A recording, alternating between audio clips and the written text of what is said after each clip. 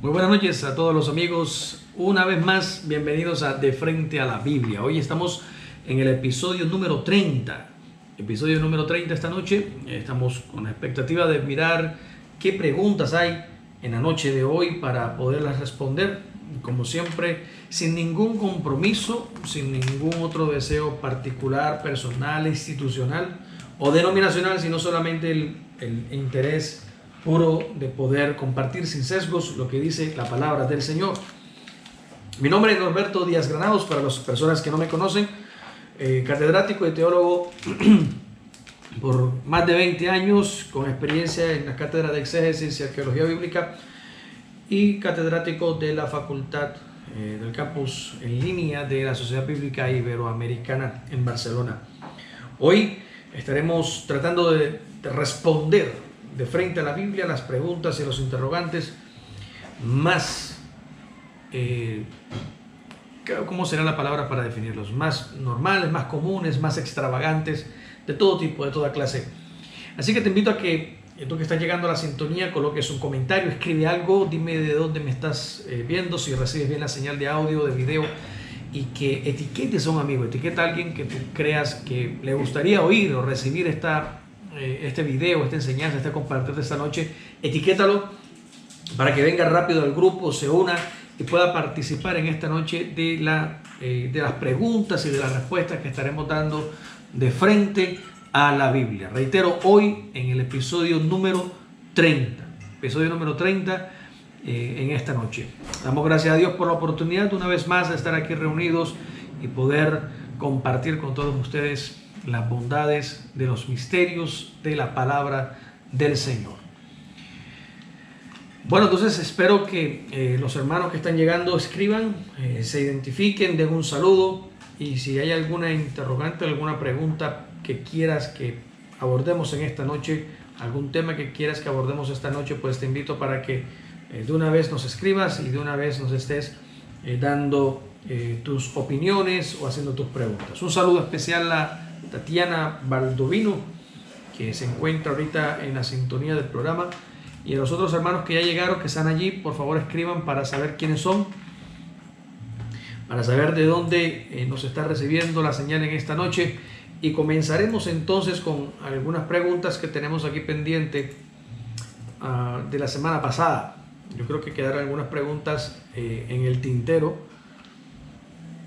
así que vamos a tratar de responder. Tenemos una pregunta que nos hizo Andrea Santamaría. Nuestra hermana Andrea desde Bogotá nos hace una pregunta y es la siguiente. La pregunta de Andrea es la siguiente. Dice: en relación a cómo el Señor ha vencido al diablo y sus demonios, ¿por qué entonces seguimos teniendo luchas con las huestes espirituales de maldad? Reitero la pregunta. En relación a cómo el Señor ha vencido al diablo y sus demonios, ¿por qué entonces seguimos teniendo luchas con las huestes espirituales de maldad? Gracias, Andrea, por tu pregunta. Una pregunta muy interesante y muy acorde con el tema que teníamos la semana anterior. Estuvimos hablando al respecto un poco. Y bueno, voy a responderte lo más breve posible. Si bien es cierto que Jesús venció en la cruz del Calvario, como dice la Escritura, y lo veíamos la semana pasada en el libro de Colosenses, o en la carta de Colosenses, capítulo 2, verso 15, si no estoy mal, dice que Él los venció triunfando sobre ellos en la cruz del Calvario, hablando del enemigo, del infierno, de Satanás y sus demonios. Les quitó el poder, les quitó la autoridad y los despojó de todo ello, y venció sobre ellos y los exhibió públicamente, dice la Biblia, en el desfile triunfal. Eso es Colosenses 2:15, si no estoy mal. ¿Qué pasa entonces? Porque el apóstol Pablo enseña en Efesios que en el capítulo 6 que no tenemos lucha contra carne ni sangre, sino contra potestades, principados, gobernadores, contra huestes espirituales de maldad en las regiones celestes. ¿Por qué hay una batalla? ¿Por qué hay una lucha? Bueno, la respuesta es la siguiente, hermana Andrea. El hecho de que el Señor haya destruido, haya despojado al enemigo de su poder y de la autoridad que tenía, digámoslo de esta manera, legalmente sobre la humanidad. Había un derecho legal, el cual fue otorgado por el mismo hombre en Génesis, cuando él voluntariamente se somete a la voluntad de Satanás, se hace su esclavo. Por eso la Biblia dice que el que practica el pecado es esclavo del pecado. Y nadie puede someter su voluntad a la de otro si no se esclaviza, ¿sí? Tiene que ser subyugado, sometido. Y esto fue lo que el hombre hizo, Adán y Eva hicieron. En Génesis fue entregarle el dominio que Dios les había entregado a ellos. Ellos se lo ceden voluntariamente a Satanás, y él queda con la autoridad y el poder sobre el mundo, sobre la humanidad. Y por eso la Biblia dice que él es el príncipe de este mundo. Dios lo reconoce como el príncipe de este mundo, del planeta, porque tiene un derecho legal en el momento que el hombre se somete a él para hacer su voluntad. Esto lo hizo el primer Adán. El postrer Adán, que es Jesús, le quita el derecho legal, y es realmente a lo que se refiere la Escritura cuando dice lo despojó y triunfó sobre él en la cruz del Calvario. Es que le quita el derecho legal que él tiene sobre el mundo, le quita el derecho que él tiene sobre la tiniebla, el derecho y el poder que tiene sobre el infierno, sobre la muerte, sobre el Hades, se lo quita, y entonces Jesús es triunfador. Sin embargo, él no lo destruye, no lo mata. Hasta el sol de hoy, el adversario está, según dice la Escritura, libre, anda suelto como león rugiente buscando a quien devorar. Entonces, el haberles despojado no es destruirlos. Ellos siguieron existiendo, las huestes espirituales de maldad siguen existiendo, los gobernantes de las tinieblas siguen existiendo en las regiones celestes, con la única variante que no tienen derecho legal sobre la humanidad. Y cuando me refiero a esto, hablo exclusivamente de la iglesia. Satanás no puede tocar a la iglesia, Satanás no puede influenciar a la iglesia, Satanás no puede poseer a la iglesia de Cristo, porque no tiene derecho. Jesús le quitó el poder y la autoridad sobre su esposa, sobre su iglesia. Sin embargo, hablando del mundo, no del planeta Tierra, sino del sistema, de la parte espiritual y de la mentalidad de la humanidad, el enemigo sigue trabajando y sigue operando en un lugar de guerra que es aquí, la mente. Y por eso la Escritura dice en Efesios capítulo 6 que no tenemos lucha contra carne ni sangre, sino contra todos estos cuerpos o todos esos seres, entes espirituales en las regiones celestiales, porque allí es donde Dios les puso su dominio. Eso lo vimos en Génesis 1:14 la semana pasada, donde Él constriñó a todos estos seres caídos en los astros para que sirvieran a Dios desde allí. Pero ahí no voy a ahondar eso porque eso es otro tema más extenso, más profundo. Me quedo solamente con lo de la guerra espiritual. ¿En dónde se lucha esa guerra espiritual? Esa guerra espiritual no se pelea con armas humanas, no se pelea con palabras humanas, no se pelea con herramientas humanas ni con cualquier idea humana. Esa guerra no se pelea en el cielo, esa guerra no se pelea en el infierno, no se pelea ni siquiera aquí en la tierra. Esa guerra se pelea aquí, en la mente. Y por eso el apóstol Pablo aclara en Corintios, creo que es el capítulo 4, verso 10 o 10:4, el 2 Corintios dice que las armas de nuestra milicia no son carnales, sino poderosas en Dios para la destrucción de fortalezas. Dice, llevando cautivo todo pensamiento, y aquí es donde enmarca el campo de batalla en la mente, todo pensamiento que se levanta contra de la obediencia o contra la obediencia a Cristo. ¿La cita exacta cuál es? 2 Corintios capítulo 10, verso 4. Capítulo 10, verso 4, gracias. Entonces, usted puede mirar ahí en 2 Corintios capítulo 10, versículo 4, esa palabra está, digamos, afirmando y reafirmando que hay una lucha espiritual. Pero esa lucha espiritual no se pelea sino en la mente. Cada persona, y no hablo de la iglesia, hablo del mundo en general solamente. No hablo solamente de la iglesia, sino del mundo en general. Hay una batalla en el pensamiento y esa batalla no se pelea, reitero, reprendiendo, gritando, nombrando la sangre de Cristo. Esa pelea no se batalla así. Esa batalla no se lucha de esa manera. Se lucha y se gana solamente a través de el compartir el evangelio y la palabra de Dios. El conocimiento de la palabra de Dios, cuando se comparte, esa palabra entra a la mente de la persona y comienza a destruir, como un castillo de naipes, comienza a destruir los castillos, los edificios, las fortificaciones y todo el andamiaje que una persona pueda tener debido a su crianza, a sus malas experiencias o a su pensamiento humano. Todos nosotros, desde que nacemos y comenzamos a crecer, vamos construyendo a nivel mental, vamos construyendo lugares, escondederos, refugios, lugares de esparcimiento, lugares en los que nos sentimos realizados. Vamos construyendo lugares en los que nos refugiamos, lugares en los que nos escondemos, en los que nos convencemos a nosotros mismos de tal o cual cosa. Y esas ideas que están allí desde la infancia van creciendo, se van afirmando, van echando raíces, se van fortaleciendo al punto de que cuando ya soy un adulto tengo una ciudad amurallada completamente fortificada en mi mente, porque todo lo tengo aquí. Por eso es fundamental, la Biblia dice que se instruye al niño en el camino de Dios desde pequeño, y aun cuando fuere viejo no se apartará. ¿Por qué? Porque en el momento que instruimos a nuestros hijos con la palabra del Señor y con el temor de la palabra de Dios, cada palabra, cada enseñanza, cada instrucción se va a comportar como una piedra, como un ladrillo, como una roca, que va a irse colocando uno al lado del otro y uno encima del otro hasta que se hace un edificio grande, una fortaleza grande en la mente del niño.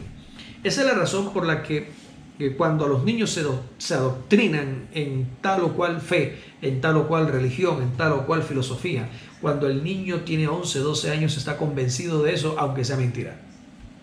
Puede ser mentira, pero él lo cree, porque es la fortaleza que tiene en su mente. Entonces podemos ver muchas fortalezas como el machismo o el feminismo desbocado que está hoy. Podemos ver fortalezas como los movimientos y los lobbies que hay hoy a nivel mundial en contra de la vida, pro aborto y todas estas enseñanzas, la libertad ¿cómo se llama la cuestión esta de género? Esa nueva filosofía que está ahora pues de moda. La ideología de género, gracias. La ideología de género se quiere implantar desde la temprana infancia en las mentes de los niños. ¿Para qué? Para hacer de esa ideología una fortaleza en la mente de los niños cuando tengan 12, 13, 15 años. Nadie los va a sacar de allí porque son castillos fuertes, inamovibles. Pero bendito sea Dios que el apóstol Pablo deja claro de que estas fortalezas que están en la mente de los hombres, sean cuales sean, la droga, el alcoholismo, el pecado, la inmundicia, el tráfico, las religiones extremistas, el ateísmo, etcétera, etcétera, etcétera, sea cual sea el pensamiento que haya provocado el desarrollo, el crecimiento de una fortaleza mental en cada ser humano, el apóstol Pablo dice que a través de las armas de nuestra milicia, que son poderosas en Dios, las podemos derribar. Esa es la guerra espiritual que tenemos. Esas fortalezas, lógicamente, están basadas en los rudimentos. La Escritura menciona esta palabra en el griego stoikeion, que son rudimentos, se traduce como rudimentos, pero que encierra en su significado todos los ritos, costumbres y tradiciones humanas, ritos, costumbres y tradiciones religiosas, filosofías, pensamientos y todas estas cosas por el estilo del humanismo, que están encerradas en la Biblia, en la palabra stoikeion, que se traduce normalmente en las cartas como rudimentos. Estos rudimentos son establecidos allí desde la antigüedad, fueron establecidos en el pensamiento del hombre a través de la filosofía, a través de la crianza, a través de las costumbres y las tradiciones, a través de las religiones y los ritos de las religiones, y la mayoría de ellos son establecidos desde el origen por las huestes espirituales de maldad en las regiones celestes que influenciaron a la humanidad caída antes de que Cristo viniera, y esas fortalezas se transmiten entonces hoy de generación en generación. Entonces mi abuela me crió mi bisabuela crió a mi abuela a su manera, mi abuela crió a su mamá, a mi mamá me crió a mí, y yo crío a mis hijos según un patrón de conducta y según un patrón de comportamiento que hemos aprendido. Estos patrones son también fortalezas y pueden ser, si están mal, lógicamente, si son fortalezas malas, si son enseñanzas o instrucciones erradas según la Biblia, yo puedo derribar y hacer guerra espiritual para derribar estas fortalezas. ¿Cómo hago la guerra espiritual? Reprendiendo, echándole agua bendita o aceite ungido a la persona en la cabeza, no. Imponiéndole las manos, no. La única forma en la que puedo derribar estas fortalezas y ganar esta guerra espiritual es a través de la palabra de Dios, de la predicación de la palabra de Dios. Juan capítulo 8, verso 32 dice la Biblia: y conoceréis la verdad y la verdad os hará libres. No hay un arma más poderosa para liberar, para poner en libertad a un cautivo, para declarar y proclamar libertad a los oprimidos, que la predicación del Evangelio. Esa es la razón por la que, digamos, para cerrar este punto, Jesús ordenó en la comisión no echar fuera demonios. Él no ordenó reprender al diablo, Él no ordenó hacer guerra espiritual con gritos y saltos mortales, no. Él lo que dijo fue: enséñenles todas las cosas que yo les he mandado. Si ustedes hacen eso, si ustedes predican mi palabra, todo está hecho, porque solamente la palabra de Dios es la herramienta y es el arma fundamental para vencer en esta guerra espiritual. Entonces, con esto respondo tu pregunta, mi hermana Andrea. Espero haber sido lo suficientemente claro en lo que he dicho. Sin embargo, si hay alguna inquietud todavía al respecto, los invito para que hagan algún comentario, para que escriban sus opiniones y para que me digan también qué piensan acerca de esta respuesta. Mientras tanto, vamos a dar saludos a los hermanos que están por allí.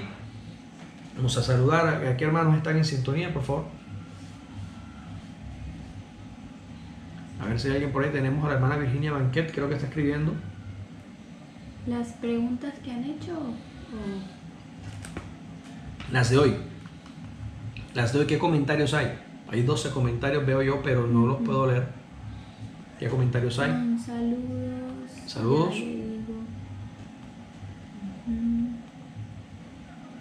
La hermana Virginia hace una pregunta.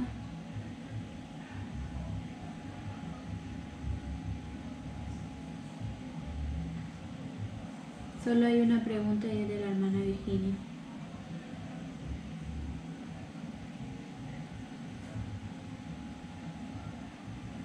Bueno, hay una pregunta, pero vamos a responderla al final si tenemos espacio. Si tenemos espacio, vamos a mirar al final. Bueno, la segunda pregunta que tenemos de la semana pasada nos las hizo Mel Ferrer. Mi amigo Mel hace una pregunta diciendo: mi hermano, mi esposa pregunta, en la parábola del mercader y la perla de gran precio o la perla valiosa y la perla valiosa, el mercader es Jesucristo y la perla la iglesia. Esa es la pregunta. Esa parábola está en Mateo capítulo 13. Esta es una de las parábolas del capítulo 13 de Mateo. Mateo 13, 45. Mateo capítulo 13, versículo 45. Vamos a leerla, por favor, a ver qué dice. Mateo 13, 45, la parábola del mercader y la perla de gran precio. También el reino de los cielos es semejante a un mercader en busca de buenas perlas. Y cuando encontró una perla de gran valor, fue y vendió todo lo que tenía y la compró. Ya, no dice más nada. Verso 45 al 46. Ahí terminó. No hay una explicación. Así, limpio. No dice nada. Bueno, el mismo Señor Jesús, el mismo Señor Jesús está diciendo que el mercader el reino de los cielos. El reino de los cielos es semejante a un mercader. Y entonces se está colocando, no está diciendo que es igual, sino que se parece. El reino de los cielos es semejante a un mercader que busca buenas perlas o perlas preciosas, perlas de gran precio. El mercader es un vendedor, es un comerciante, es una persona que se encarga de comprar y vender, en este caso perlas de gran precio. En griego la palabra es emporos, mercader, emporos. De ahí viene la palabra, el término emporio hoy también, el emporio comercial. Emporos es mercader en griego. En la parábola, el mismo Señor Jesús, Mel, está diciendo que es el reino de los cielos el que es semejante al mercader. Jesús es el reino de los cielos. Él dijo, el reino de los cielos se ha acercado, el reino de los cielos está entre vosotros, el reino de los cielos está aquí, haciendo referencia a él mismo. Por lo tanto, Jesús es el mercader, o es semejante, o el mercader es semejante a Jesús, que está buscando perlas de gran precio. La perla de gran precio, lógicamente, es la iglesia, porque la busca y vende todo lo que tiene para poderla tener. Esa comparación, esa metáfora aplica a lo que dice la escritura en Filipenses capítulo 2, verso 6, que dice que haya en vosotros también este sentir, hermanos, que hubo también en Cristo Jesús, el cual siendo como Dios, en forma de Dios, no estimó el ser igual a Dios como cosa que aferrarse, sino que se despojó. En la Biblia textual dice se vació a sí mismo. ¿Sí? Continuemos. ¿Qué dice la lectura? Desde el verso 6. Sí, puedes leerlo de nuevo.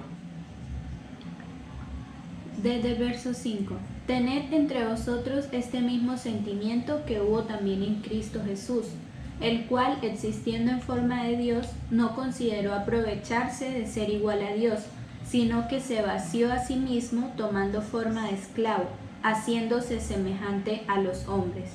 Y mostrándose en apariencia como hombre, se humilló a sí mismo, haciéndose obediente hasta la muerte y muerte de cruz.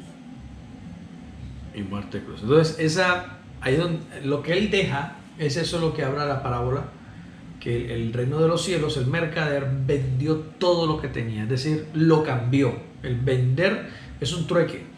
Yo te cambio lo que quiero a cambio de algo que yo tengo. Entonces, él hizo un trueque, dejó toda su gloria, dejó toda su deidad y se hizo un esclavo para poder estar aquí en la tierra y poder conseguir esa perla de gran precio y tenerla.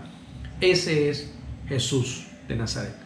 Esta es la respuesta, hermano Mel. Así como tu esposa pregunta, pues la inquietud es correcta y el razonamiento que se hace también es correcto. Él es el mercader y la perla es la iglesia. Tenemos una tercera pregunta que nos hace nuestra hermana Seudis. Nos está preguntando la hermana Seudis, ¿quién es la reina del cielo? Esta pregunta creo que vino a raíz de lo que estábamos hablando la semana pasada acerca de las constelaciones, acerca de los astros. Y entonces vamos a mirar quién es la reina de los cielos o la reina del cielo. Aquí de pronto voy a tocar algunas fibras de algunas personas que crean o no crean en esto, pues indistintamente es lo que tengo que decir, es la verdad. Y aunque en la religión tradicional romana de hoy, la religión de la iglesia romana afirma que la Virgen María es la reina del cielo, pues eso es falso. La Virgen María no es la Reina del Cielo. Históricamente, la Reina del Cielo ha pertenecido a culturas muy antiguas, de hecho más antiguas que Israel, como son la cultura babilónica y la cultura persa. Ellos, antes de que el cristianismo existiera o el judaísmo apareciera, ya ellos adoraban y veneraban a la Reina del Cielo. Y en la Biblia, en la escritura, el profeta Jeremías hace muchas referencias a ella, porque en Israel llegaron a adorarla y llegaron a venerarla también. Por eso le digo que no es la Virgen María, porque si fuera así, pues el culto a la Reina del Cielo debió comenzar hace 2000 años. Sin embargo, el culto a la Reina del Cielo tiene cerca de 5000 años de antigüedad. Jeremías capítulo 7, versículo 18. Vamos a mirar, por favor. Jeremías capítulo 7, versículo 18. El profeta se refiere a esta persona, o a este ser, o a este ídolo. En la escritura generalmente se le menciona como Astarot o Astoret. Vamos a mirar qué dice Jeremías, por favor, capítulo 7, versículo 18. 18. Exactamente así. 7, 18, sí. Jeremías. Dice: los hijos recogen leña, los padres encienden fuego, y las mujeres preparan la masa para hacer tortas en honor del ejército de los cielos. Y para provocarme a ira, derraman libaciones a dioses extranjeros. Ok. Este culto, lo que estoy hablando de que Israel llegó a venerar y adorar, dice que la adoración y la veneración era para el ejército de los cielos. Lógicamente, el ejército de los cielos, según los babilonios y los asirios, tenía una comandante, y esa comandante era Astoret. En las creencias babilónicas y persas, Astoret es la esposa de Baal. De pronto Baal es más familiar para nosotros hoy, porque es un dios varón masculino que es mencionado mucho en la Biblia, pero Astoret es su esposa, es su mujer, según la creencia, ¿no? Según la mitología. Entonces, esta pareja siempre se relaciona como el símbolo de la fertilidad, como los dadores de la vida, padre y madre, ¿sí? Baal y Astoret como una pareja que concibe la vida. Y uno de los símbolos más reconocidos y más famosos de Baal es el falo, ¿sí? Una figura fálica que posteriormente evoluciona como un obelisco. Y hasta el sol de hoy, todos los obeliscos que existen en el mundo antiguo, en el mundo moderno, hoy en día los obeliscos son realmente, de manera consciente, un ídolo o una alusión directa al miembro viril de Baal. Eso es lo que significan los obeliscos. Curiosamente, hay obeliscos en Washington, hay obeliscos al frente del Capitolio, hay obeliscos en la misma plaza de San Pedro en Roma. Todos los obeliscos a nivel mundial hasta el sol de hoy vienen con un origen masónico, con un origen de muchas culturas antiguas, y la única razón por la cual se erigían estos obeliscos era para recordar lo macho que era Baal. Entonces, cada vez que usted ve un obelisco, usted ya debe saber que la razón por la que el obelisco se hace es para recordar el miembro viril de Baal, y eso es una alusión directa de idolatría, los obeliscos. Ahora imagínense la contraparte, su esposa, Astarte. Ella es la reina del cielo y Baal apuntaba para allá. Bueno, ahí saquen sus conclusiones. Esta mujer, Astarte, digo mujer porque es femenino, ¿no? Me refiero a alguien, es una diosa, es un ídolo de las culturas antiguas, y que posteriormente, cuando se establece o se instaura el culto a María, la religión de la Iglesia romana consideró importante no desvincular las culturas distintas. Recordemos que Roma era un imperio mundial y que había cobijado muchas culturas de todas las partes de Asia, de todas las partes de Europa, de África Oriental, de África del Norte. Ellas tenían sus costumbres, tenían sus dioses, tenían sus propias creencias. y el propósito del Imperio Romano era mantenerlos unificados en torno a un pensamiento común, que era la fe, pero como había muchas creencias distintas, lo único que pudieron hacer fue un movimiento ecuménico en donde los dioses de las unas eran equivalentes a los dioses de los otros. Y entonces por eso vemos que para lo que los griegos, que ahora estaban bajo el dominio de Roma, para lo que los griegos significaba Poseidón, pues aquí en Roma, no te preocupes, es el mismo muñeco, pero aquí se llama Neptuno, pero es lo mismo. Entonces, si tú tienes un templo donde adoras a Poseidón, entra conmigo en el templo de Neptuno, porque son lo mismo, solo que tienen un nombre distinto.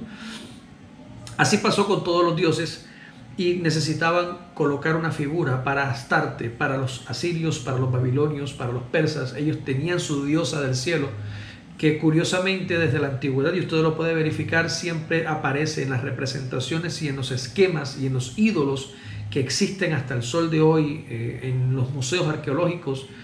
Los ídolos de Astarte siempre aparece la mamá con una estrella, una corona gigante de estrella en la cabeza, con un bebé cargado en los brazos. Esa imagen de la mujer con el bebé en los brazos es la misma imagen que luego pasa a ser la Virgen María con el niño Jesús.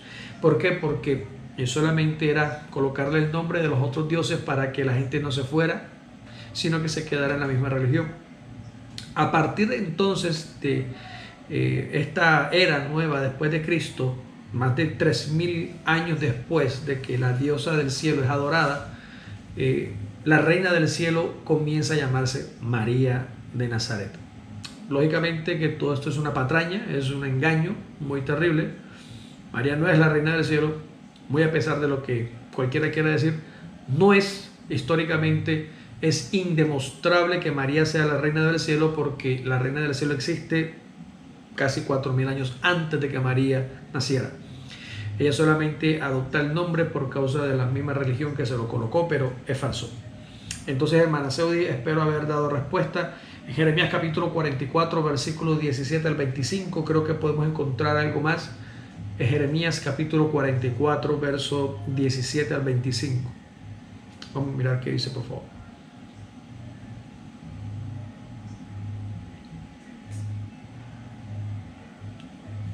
Jeremías 44, verso 17. Son 8 versos, vamos a leerlos nada más, estos 8, y para concretar esta respuesta. Verso 17. Sí. Al contrario, cumpliremos resueltamente toda promesa salida de nuestra boca respecto a quemar incienso en honor de la Reina de los cielos y derramar libaciones a ella, como hemos hecho nosotros y nuestros padres, nuestros reyes y nuestros príncipes en las ciudades de Judá y en las plazas de Jerusalén, con lo cual tuvimos abundancia de pan y éramos felices y no veíamos mal alguno. Pero desde que dejamos de quemar incienso a la Reina de los cielos y de derramar libaciones hacia ella, todo nos falta y hemos sido consumidos por la espada y por el hambre. Cuando nosotras incensamos y derramamos libaciones a la Reina del cielo, ¿acaso le tributamos culto con tortas y libaciones sin el consentimiento de nuestros maridos? Jeremías habló entonces a todo el pueblo, a los hombres y a las mujeres y a todo el pueblo que le había respondido a esto, diciendo: ¿acaso ha pasado desapercibido ante Yahvé y no está en su memoria el incienso ofrecido por vosotros y vuestros padres, por vuestros reyes y vuestros príncipes y por el pueblo de la tierra en las ciudades de Judá y en las calles de Jerusalén?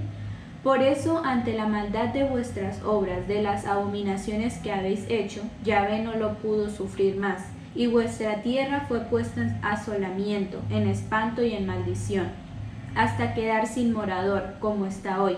Por lo mismo que ofrecisteis incienso y pecasteis contra Yahvé, y no obedecisteis la voz de Yahvé, ni anduvisteis en su ley, ni en sus estatutos, ni en sus testimonios, por eso ha venido sobre vosotros este mal como hasta hoy. Entonces, con esto ratificamos de que el culto a la Reina del Cielo era una práctica común en Israel, y que Jeremías la denuncia aquí casi 600 años antes de que María estuviera en la tierra.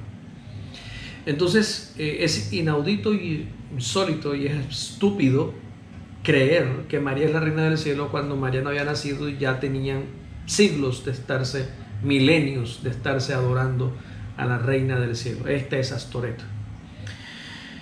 Bueno, creo que con eso quedamos listos allí en esa pregunta y continuamos con la tercera pregunta de la noche.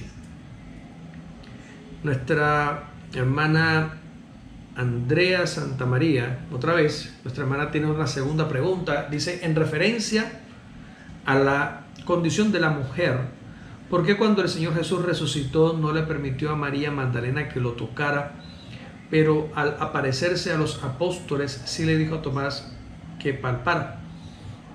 Ok, eso está en Juan capítulo 21. Vamos a mirar la resurrección, será Juan capítulo 20. Vamos a mirar el Evangelio de Juan capítulo 20, por favor.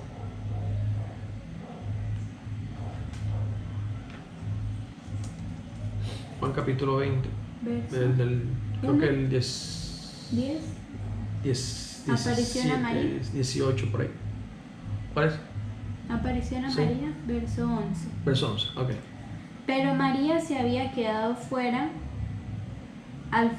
frente al sepulcro llorando, y mientras lloraba se agachó a mirar dentro del sepulcro y ve a 2 ángeles con vestiduras blancas sentados, uno a la cabecera y otro a los pies donde había yacido el cuerpo de Jesús.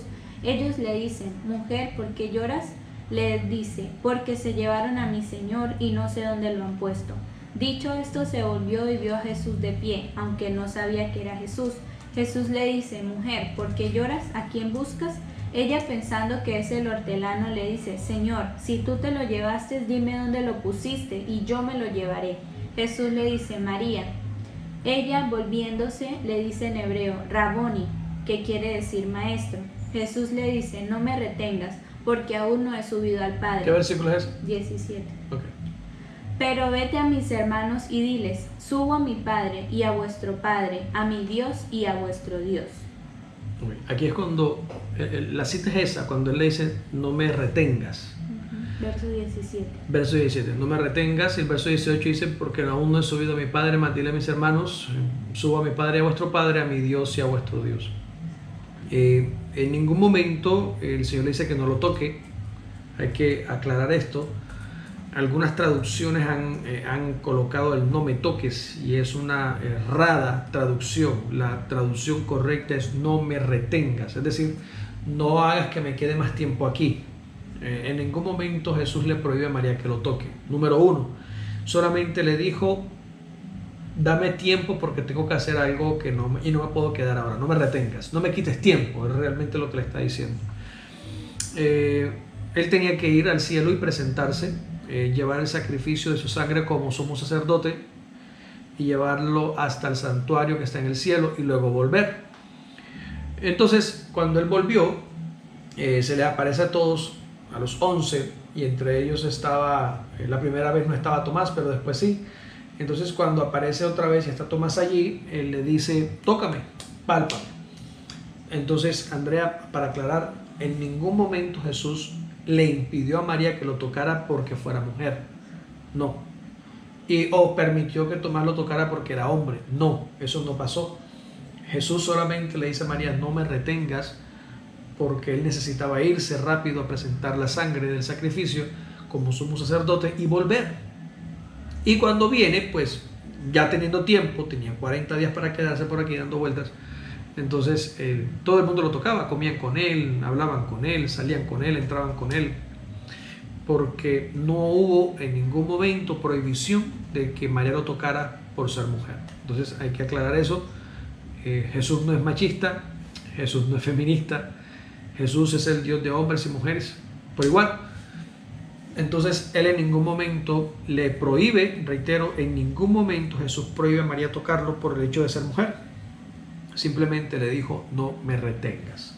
Eso está en Juan 20, 17, 18. Bueno, entonces continuamos con la otra pregunta. Si usted tiene un comentario, lo invito a que haga un comentario. Escriba algo, diga algo. No me parece, sí me parece. Está bien, está mal. Si tienes una idea distinta, una respuesta distinta o algo que complemente lo que estoy diciendo, por favor escríbelo rápido allí en los comentarios para poder participar contigo esta noche. Mientras tanto, el tiempo va pasando Y leemos la cuarta pregunta que tenemos en la lista, en la fila. Maribel Calero Duica. Maribel Calero pregunta, pastor, ¿hay algún versículo de la Biblia que diga que la mujer puede ser pastora? Muy buena pregunta, hermana Maribel. Gracias por haber hecho esta interrogante. ¿Hay algún versículo de la Biblia que diga que la mujer puede ser pastora? ¿Hay alguno? La verdad no hay ningún versículo de la Biblia que diga que la mujer puede ser pastora. De la misma forma, no hay un versículo en la Biblia que diga que no puede. No existe un versículo en la Biblia que diga que la mujer no puede ser pastora. De hecho,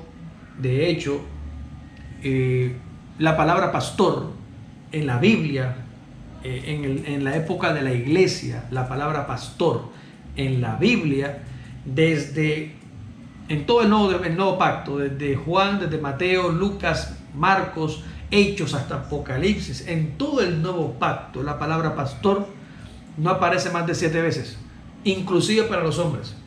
Ni siquiera a los hombres se les menciona como pastores en la Biblia, o se hace alusión a ellos como pastores más de 5 o 7 veces. No recuerdo el número exacto, pero no va más allá. Y entonces, si la Biblia no hace tanto énfasis en que el hombre pueda ser pastor, al mencionarlo solamente 5 o 7 veces, ¿por qué darle tanta importancia al asunto? Entonces los hombres no deberían ser pastores tampoco, porque no hay. Sin embargo, la Biblia sí dice que en Cristo Jesús somos iguales. No hay diferencia entre hombre y mujer, entre judío o griego, entre esclavo o libre, entre escita. No hay diferencia. Después de Cristo, y esto lo explicamos la semana pasada, después de Cristo, la mujer que había perdido un estatus delante del Señor y delante de su marido fue reivindicada gracias al alumbramiento del Mesías. A través de María, el sexo femenino fue reivindicado y fue puesto a nivel espiritual a la misma talla y a la misma estatura del hombre. La razón por la que en el viejo pacto las mujeres no tenían parte en el sacerdocio era precisamente esta. La mujer estaba caída y necesitaba la redención a través del alumbramiento, como lo dice el apóstol Pablo en Timoteo, que dice que la mujer sería restaurada a través del alumbramiento. En algunas Biblias lo traducen como engendrando hijos. Es una mala traducción. La traducción correcta es que sería salvada, restaurada o liberada de esa maldición a través del alumbramiento, y se refiere aquí a Cristo, al Mesías. Entonces la mujer como tal fue restaurada y reivindicada a nivel espiritual para poder ejercer los mismos dones, capacidades, cargos y ministerios del hombre, del varón. Hay muchas personas, hay muchos varones, hay muchos predicadores inclusive que, ignorando voluntariamente la escritura, afirman que una mujer no puede ser sacerdote porque en Israel solamente los hombres eran sacerdotes. Yo les digo, ustedes tampoco pueden serlo porque ustedes no son judíos. El sacerdocio de la Biblia es exclusivamente para la tribu de Leví. Entonces, ¿por qué quieren aplicarle el sacerdocio levítico a nuestras mujeres de hoy en día, que son gentiles, cuando ni ustedes mismos, pastores, son levitas? No sean hipócritas. Sáquense de ese cuento chino que tienen en la cabeza, arrepiéntanse y hablen la Biblia, abran la palabra como está escrita de verdad. Si nos sometemos a la Biblia del viejo pacto para que el sacerdocio se haga según las ordenanzas del Dios de Israel, todos nosotros estamos descabezados porque ninguno es levita. Es más, ni siquiera Jesús pudo ser sacerdote según el orden levítico porque él era de Judá. Así que bailas con eso también. Por eso Jesús, cuando él nace y viene de la tribu de Judá, rompe el esquema, porque él se hace sumo sacerdote no según Aarón, sino según el orden de Melquisedec. Un sacerdocio que era por que fue antes de que Israel existiera, un sacerdocio que es eterno. Y a ese sacerdocio, en ese sacerdocio, según el orden de Melquisedec, no levítico, el sacerdocio levítico es el que le prohíbe a la mujer participar del altar, pero el de Melquisedec no es levítico, es previo, es mayor, es grande, es poderoso, es más grande que Abraham, porque es del mismo Hijo de Dios. Y cuando Jesús vino, como sumo sacerdote de nuestra confesión, Hebreos capítulo 3, versículo 1, por tanto, hermanos amados, considerad al apóstol y sumo sacerdote de nuestra confesión o de nuestra profesión, Jesús el Cristo. Él es el sumo sacerdote no de Leví, sino según Melquisedec. Y así como él fue enviado, dice la escritura, ahora yo los envío a ustedes. Juan capítulo 17, versículo 10 en adelante. Yo los envío a ustedes de la misma forma como el Padre me envió. Es decir, no en el sacerdocio levítico. El sacerdocio levítico es exclusivo para Israel. Si usted pastor, si usted predicador, o si tú pastor, mi hermana, te está diciendo que no puedes ejercer el ministerio que Dios te ha dado porque eres mujer, él tiene que salirse también del sacerdocio, porque él no es judío y menos levita. Así que estaba perdido. Ya yo no sé ni qué decir. Que Adán el día de la no, madre. esto es algo tan... O sea, es tan evidente que solamente con tener dos dedos de frente y entender que el sacerdocio levítico era exclusivo para Israel, con todas sus ordenanzas y con todas sus enmiendas y con todas sus exigencias, es exclusivo solamente para la tribu de Leví. Eso obligatoriamente deja a la iglesia por fuera de esas concesiones. La iglesia no tiene parte de ninguna forma en el sacerdocio ni en el ritual del sacerdocio levítico. No tiene. Nosotros somos de otro orden sacerdotal, que es según Cristo Jesús, en el que somos iguales, hombres y mujeres por igual. Y por eso la Biblia, hermana, si tú tienes tu Biblia abierta, puedes mirar en Romanos capítulo 16, versículo 1 en adelante, y podrás notar que cuando llegues al versículo 7 han mencionado a más de 9 mujeres apóstoles allí y maestras y profetas. Ahí están mencionadas por nombre propio. Ahí está. De hecho, al apóstol Pablo una mujer lo enseñó. Eso usted no sabía. Ahí está, en la Biblia, Romanos capítulo 16. Puede buscarlo.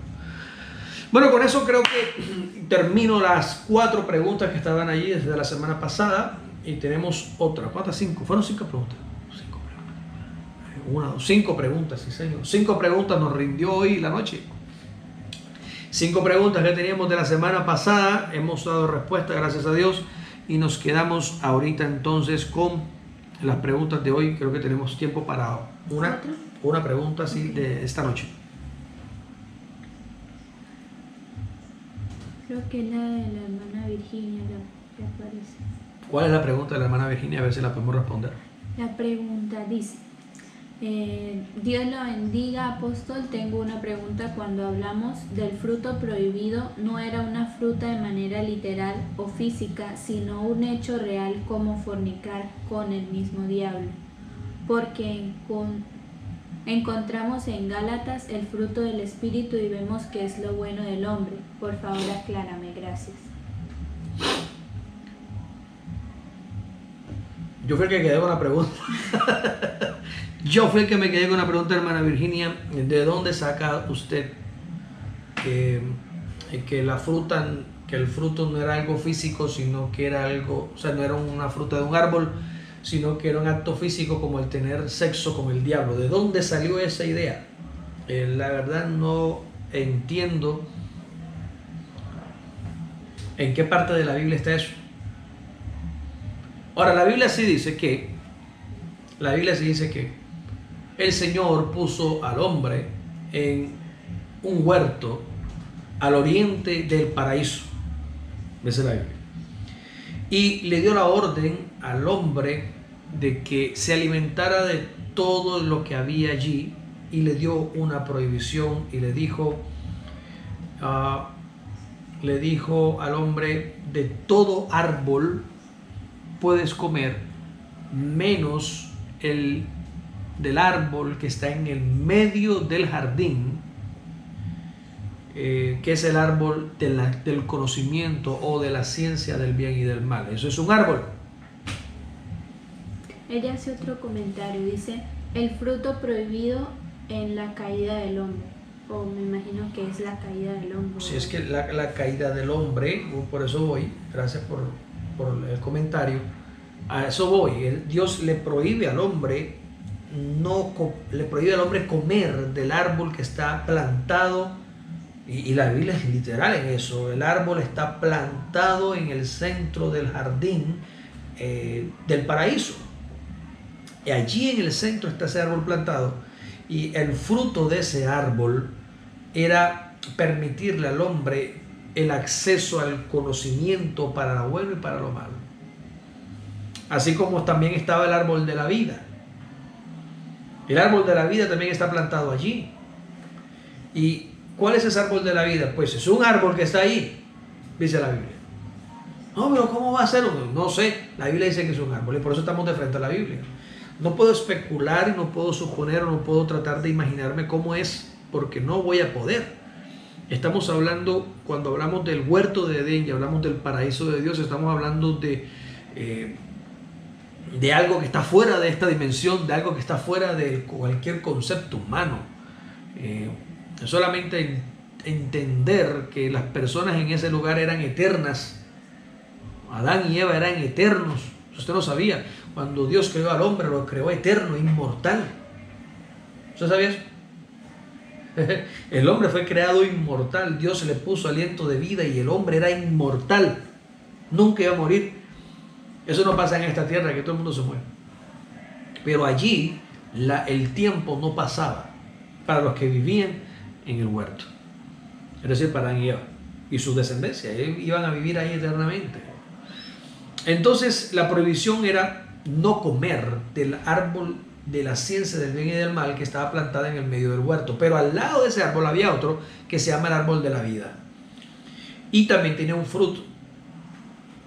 Yo entiendo que el hombre comía constantemente de ese fruto para poder vivir eternamente. Era como mi dependencia. Tengo que comer del fruto de la vida para vivir, para siempre vivir.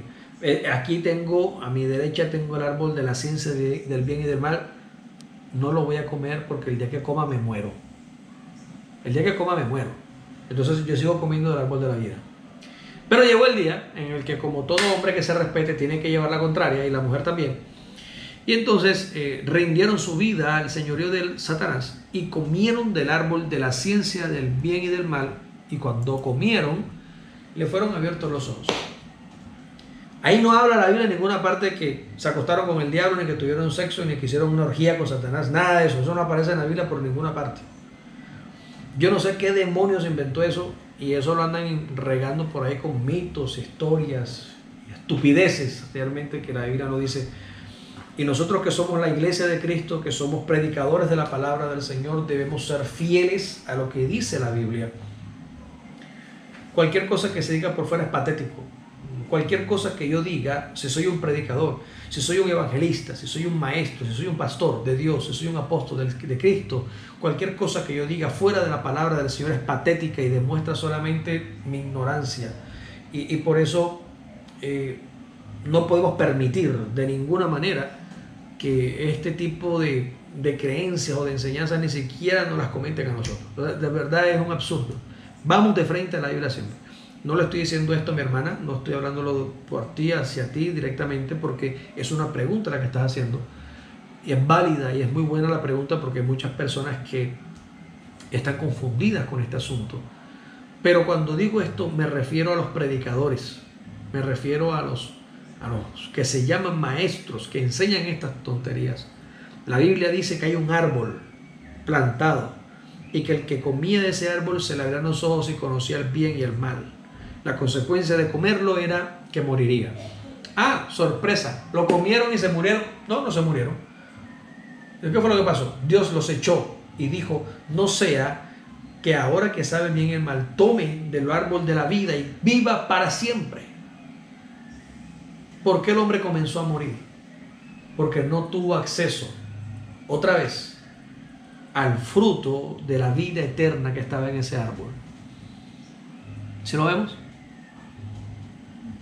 Es como cuando usted tiene un celular y lo tiene conectado constantemente a la corriente. Eso nunca se le va a descargar. Desconéctenlo. y el celular le va a seguir encendido hasta que se le acabe la pila, igualito. Ahora imagínense a Adán y Eva conectados a la vida, a la fuente de la vida en el árbol. Todos los días recargaban, eran eternos, recargaban.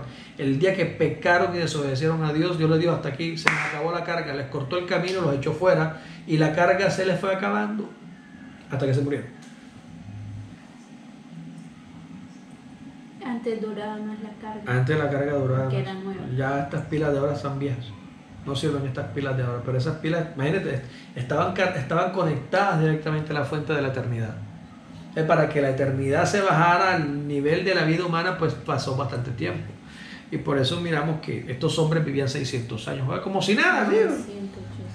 800, 400, como si nada. Y uno aquí apurado con 20 se está muriendo. Con dolor de espalda. Con dolor de todo. Yo no me imagino cómo sería ese Matusalén, 967 años. Se murió porque vino el diluvio, si no todavía estuviera por ahí dando vueltas. Seguro. Matusalén se murió porque se tenía que morir para que el diluvio pasara. Porque era una señal. Pero si no se monta en el arca también, estuviera por ahí Matusalén. Tenía bien prendido la cuestión. Bueno, pero entonces a lo que voy, hermana Virginia, no hay ninguna referencia bíblica en el Viejo Pacto ni a través de los apóstoles que mencione algo semejante a que la caída del hombre se debió a sexo con el diablo. No lo dice la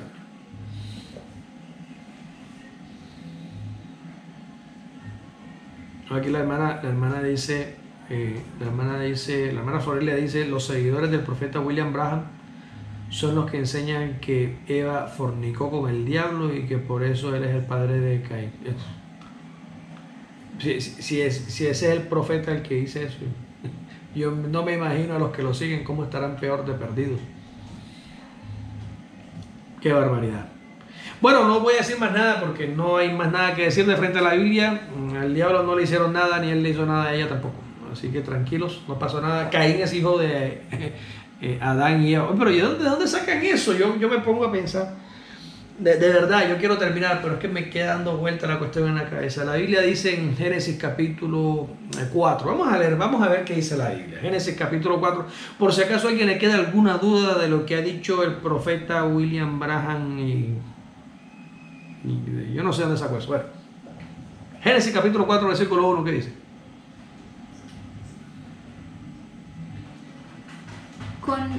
Conoció Adán a su mujer Java y concibió y dio a luz a Caín. Y dijo: aquel varón de parte vamos a leerlo de nuevo, de frente a la Biblia, al que me diga algo. Vamos a leerlo otra vez. Génesis capítulo 4, versículo 1, ¿qué dice?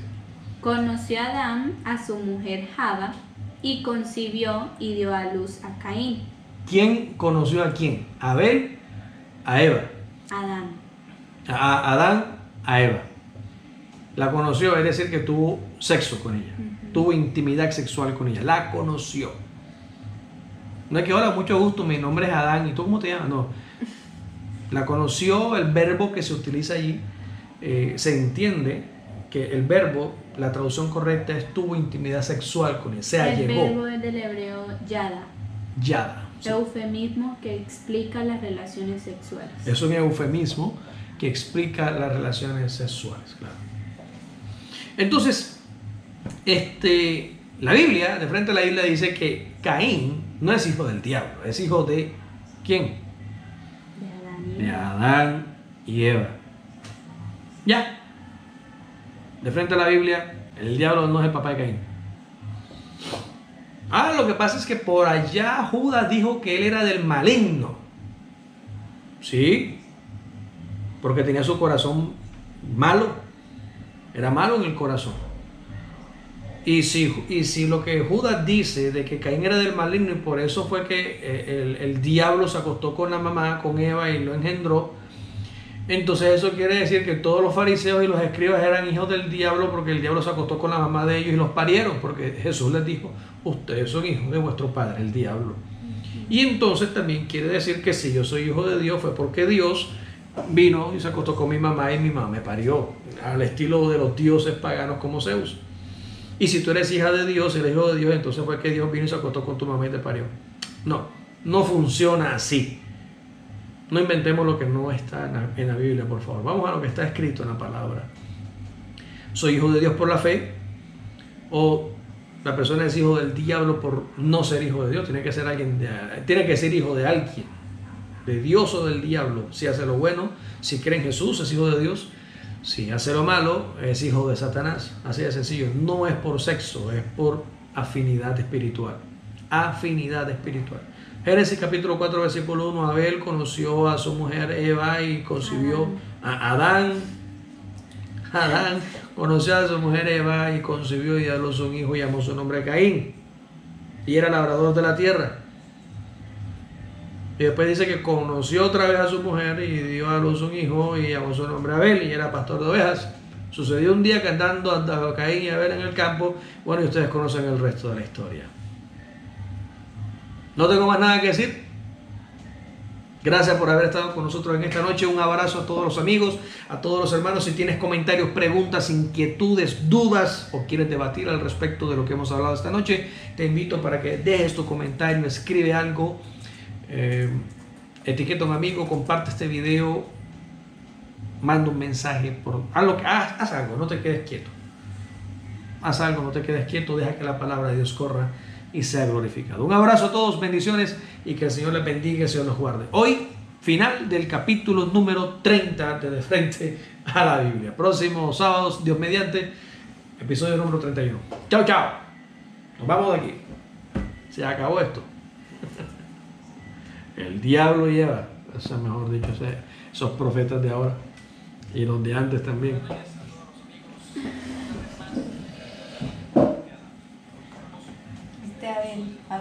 Abel estuvo con él. ¿Por qué se confunde tanto?